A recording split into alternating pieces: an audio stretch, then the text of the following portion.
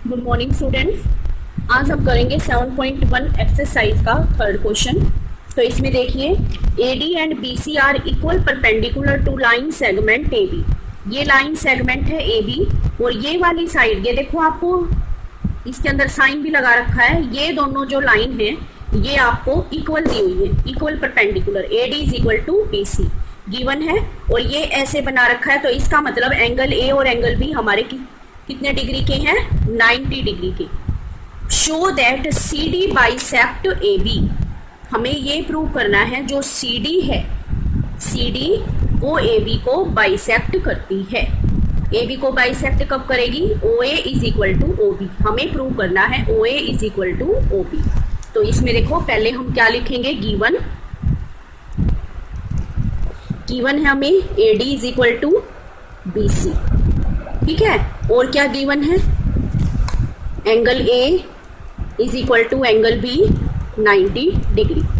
Prove क्या करना है हमें? CD bisect AB। और AB कब बाइसेक्ट होगा? जब हम क्या प्रूव करेंगे? OA is equal to OB। कहने का मतलब ये है कि हमें ये प्रूव करना है OA किसके इक्वल है? OB के। तो अब देखो, ये दोनों ट्राइंगल दिख रही है तुम्हें, यही दोनों हमें कॉन्ग्रुएंट प्रूव करनी पड़ेंगी। तो देखो, प्रूफ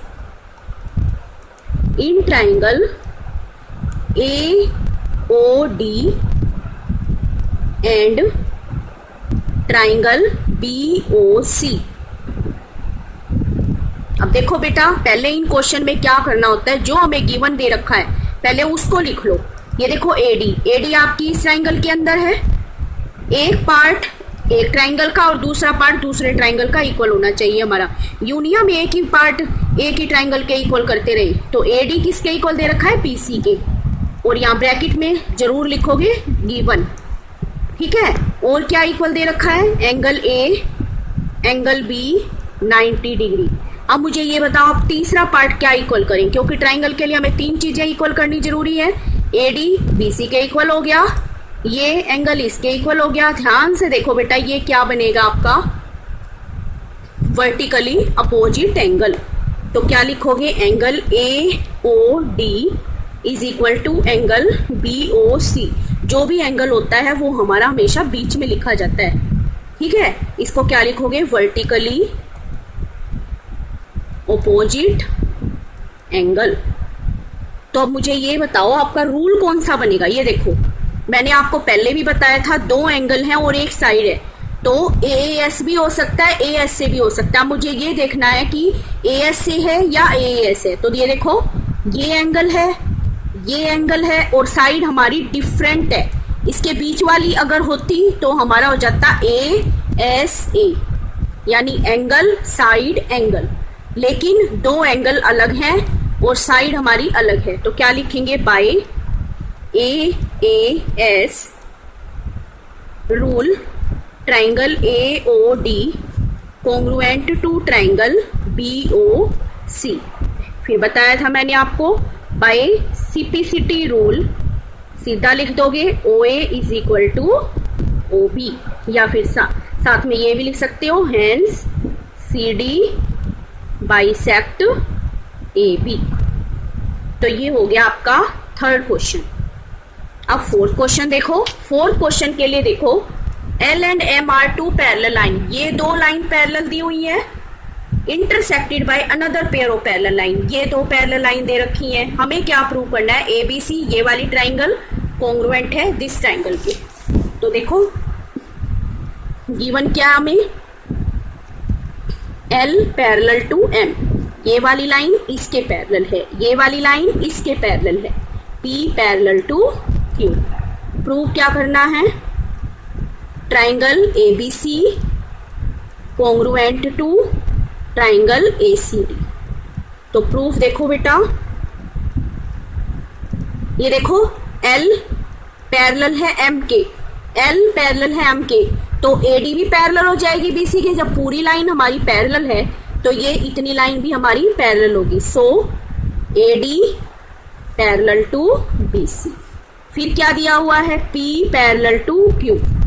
ये इसके पैरेलल दे रखी है पूरी लाइन, तो ये भी इसके पैरेलल हो जाएगी। So A B parallel to D C. तो ये देखो ये भी लाइन पैरेलल हो गई, ये भी पैरेलल हो गई इसके, तो क्या बन गया हमारा, hence A B C D is a parallelogram. Parallelogram बन गया। अब देखो, अब जो हमें प्रूव करना है in triangle ABC and triangle ACD. तो देखो दोनों में एसी तो हमारा कॉमन है, दोनों ट्राइंगल में AC is equal to AC, bracket में क्या लिखोगे, कॉमन, रीजन जरूर लिखना है। और क्या लिख सकते हैं, AB is equal to AB DC के इक्वल होगी और AD BC के इक्वल होगी। क्यों होगी, क्योंकि यहां पर लिखोगे प्रूव्ड पैरेललोग्राम, क्योंकि पैरेललोग्राम में अपोजिट साइड्स आर इक्वल। तो कौन सा रूल हो गया, बाय एस एस एस, तीनों साइड हैं। तो क्या लिखेंगे, by side side side rule triangle A B C congruent to triangle C D A. तो ये हो गया आपका फोर्थ क्वेश्चन। फिफ्थ क्वेश्चन देखिए। फिफ्थ क्वेश्चन में ये डायग्राम दिया हुआ है, एक बार मैं डायग्राम बना लेती हूं।